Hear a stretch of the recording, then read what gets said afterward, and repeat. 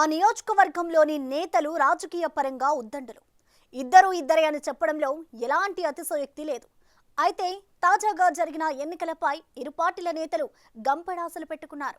జగన్ సర్కార్ అందించిన సంక్షేమంతో పాటు విశాఖ పరిపాలన రాజధానిగా సీఎం ప్రకటించిన నేపథ్యంలో తనకు కలిసి వస్తుందని వైసీపీ భావిస్తుండగా, సర్కారుపై నెలకొన్న వ్యతిరేకత తమకు శ్రీరామరక్ష అని టీడీపీ లెక్కలు వేస్తోంది.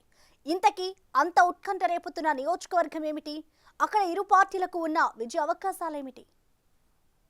చీపురుపల్లి అనగానే టక్కున గుర్తొచ్చేది బొత్స సత్యనారాయణ. అలాగే బొత్స అనగానే గుర్తుకు వచ్చేది చీపురుపల్లి. ఈ నియోజకవర్గం నుంచి ఆయన ఇప్పటి వరకు 5 సార్లు పోటీ చేశారు. కాంగ్రెస్ నుంచి 3 సార్లు పోటీ చేసి 2 సార్లు విజయం సాధించగా, వైసీపీ నుంచి 2019లో విన్ అయ్యారు. తాజాగా జరిగిన ఎన్నికల్లో ఫలితాలు రావాల్సి ఉంది. అయితే ఒకప్పటి మాదిరి ఆయన విజయం అంత ఈజీ కాదనేది రాజకీయ విశ్లేషకుల వాదన. సీనియర్ పొలిటీషియన్, మాజీ మంత్రి కిమిడి కళా వెంకట్రావు రూపంలో బొత్స గట్టిపోటీ ఎదుర్కొన్నారన్నది ప్రతి నోటా వినిపిస్తోంది. నియోజకవర్గానికి కొత్త ముఖమే అయినా రాజకీయాల్లో బొత్సకి సీనియరే. దీంతో పాటుగా పెరిగిన పోలింగ్ సరళి కూడా కళా వెంకట్రావుకు కలిసి వచ్చే అవకాశముందనే వాదనలు ఉన్నాయి. గతంలో ఎన్నడూ లేని విధంగా 2024 ఎన్నికలు జరిగాయి. ప్రతి చోట నువ్వా నేనా అన్నట్లుగా యుద్ధ రంగాన్ని తలపించాయంటే అతిశయోక్తి కాదు. చాలా చోట్ల గెలుపు అంత సులభం కాదనే విధంగా ఎన్నికలు జరిగాయి. బొత్స సత్యనారాయణ చీపురుపల్లికి కొత్త కాకపోయినా ఎడ్చెర్ల నుంచి వచ్చిన టీడీపీ అభ్యర్థి కిమిడి కళా వెంకట్రావు మాత్రం తన అదృష్టాన్నే పరీక్షించుకోనున్నారు. మొదటిసారి ఈ నియోజకవర్గంలో పోటీ చేసినప్పటికీ తన రాజకీయ అనుభవాన్ని ఆయన రంగరించారట. ఇద్దరు నేతలు ఎందులోనూ తీసిపోనట్లుగా విజయం కోసం సర్వశక్తులు ఒడ్డారు. దీంతో ఇరు వర్గాలు గెలుపుపై ధీమా వ్యక్తం చేస్తున్నారు. సీటు మాదంటే మాది అన్నట్లుగా 2 పార్టీల శ్రేణులు చెప్పుకుంటున్నాయి. జగన్ చేసిన అభివృద్ధి, సంక్షేమ పథకాలతో పాటు విశాఖ రాజధాని అంశం తనకు కలిసి వస్తుందని బొత్స ఆశాభావంతో ఉంటే, ప్రభుత్వంపై ప్రజల్లో ఉన్న వ్యతిరేకతే తనను గెలిపిస్తుందని కళా వెంకట్రావు ధీమాతో ఉన్నారు. ఈసారి ఎన్నికలు జరిగిన తీరు పరిశీలిస్తే పోటాపోటీగా సాగింది. ఎక్కువ శాతం ఓటింగ్ నమోదైనా అది ఎవరికి ప్లస్, ఎవరికి మైనస్ అనేది చెప్పడం సాధ్యం కావడం లేదు. పొలిటికల్ సర్కిల్స్ లో మాత్రం ఎవరు గెలిచినా స్వల్ప ఓట్ల తేడాననే వాదనలు వినిపిస్తున్నాయి. గ్రామాల వారీగా లెక్కలు వేశాక అభ్యర్థులతో పాటు అనుచరుల్లోనూ ఇదే టాక్ నడుస్తుంది. సైలెంట్ ఓటింగ్, పోలింగ్ శాతం కూడా తమకే అనుకూలిస్తుందని నేతలు ఢంకా బజాయిస్తున్నారు. పోలింగ్ కి ముందు బొత్స చేసిన పోల్ మేనేజ్మెంట్తో తమకు ఎదురు లేదని వైసీపీ చెబుతుండగా, అన్ని వర్గాలను కూడగట్టి కళా దూసుకుపోయారని టీడీపీ లెక్కలు వేస్తున్నాయి. ఎన్నికల ముందు వైసీపీని వీడిన వారు బొత్స సత్యనారాయణకే ఓటు వేశారనే వార్తలు వినిపిస్తున్నాయి. మరోవైపు సీటు ఆశించి భంగపడిన కిమిడి నాగార్జున అసంతృప్తిగానే పనిచేశారనే వాదనలు ఉన్నాయి. యువతతో పాటు రాష్ట్ర అభివృద్ధి కోరుకునే వారిని తమ వైపు తిప్పుకోవడంలో నాగార్జున, కళా వెంకట్రావు సక్సెస్ అయ్యారనేది టీడీపీ వర్గాల మాట.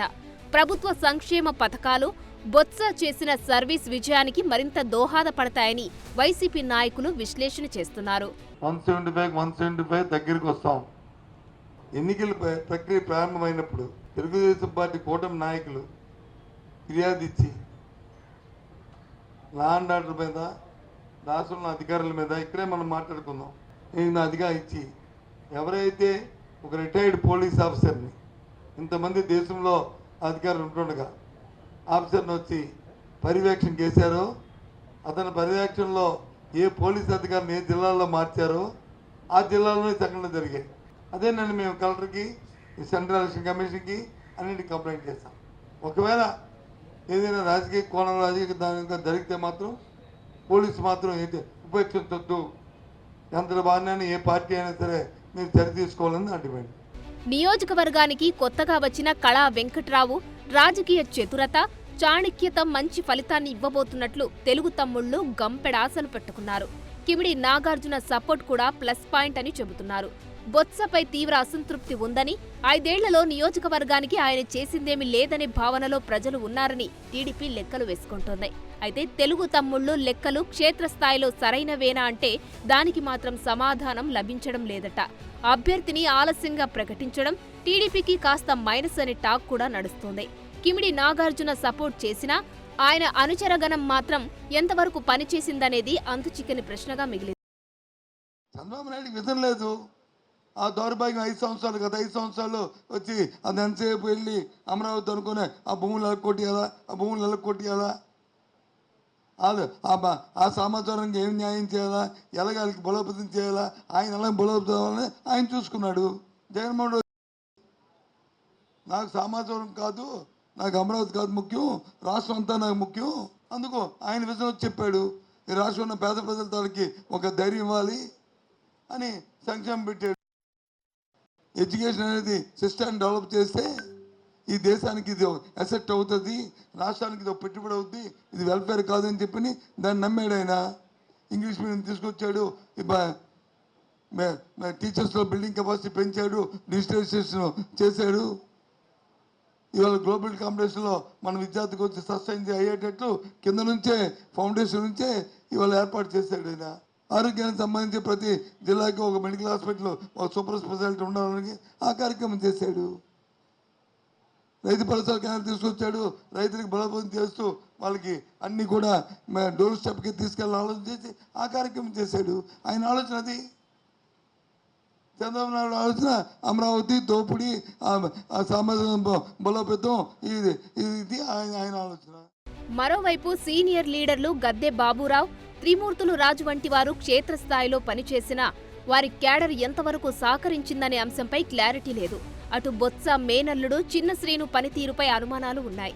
ఆయన బొత్స విజయం కోసం సర్వశక్తులు ఒడ్డారా లేదా వెన్నుపోటు పొడిచారా అనే సందేహాలు లేకపోలేదనేది ఫ్యాన్ పార్టీలో అంతర్గత అంశంగా వినిపిస్తోంది. నియోజకవర్గాలను చుట్టిన చిన్న శ్రీను బయటకి ప్రచారం చేసినా తమకు ఎంపీ టికెట్ రాకుండా చేసిన మామపై కోపంతో ఉన్నారనే వార్తలు వినిపిస్తున్నాయి. మెరకమూడిదం మండలంలో కళాకి సపోర్ట్ చేసేలా చిన్న శ్రీను పావులు కదిపారన్న గుసగుసలు వినిపిస్తున్నాయి. ఇలా ఎవరికి వారే తమ ప్లస్లు మైనస్లను లెక్కలు వేసుకుంటున్నారట. ఎన్నికల్లో ఎలాంటి ఫలితాలు రానున్నాయో అనేది ఇరు పార్టీల మధ్య టెన్షన్ వాతావరణం నెలకొంది. ఈ విషయంలో తెలుగుదేశం కంటే వైసీపీ ఆందోళనకరంగా ఉందని టాక్. సీనియర్ మోస్ట్ లీడర్ అటు కాంగ్రెస్, తర్వాత వైసీపీలో అంతా తానే నడిపించిన వ్యక్తి ఓటమి పాలైతే తర్వాత ఆయన రాజకీయ భవిష్యత్తు ఏంటనే చర్చ జోరుగా సాగుతోంది. For more videos like this, subscribe Big TV channel.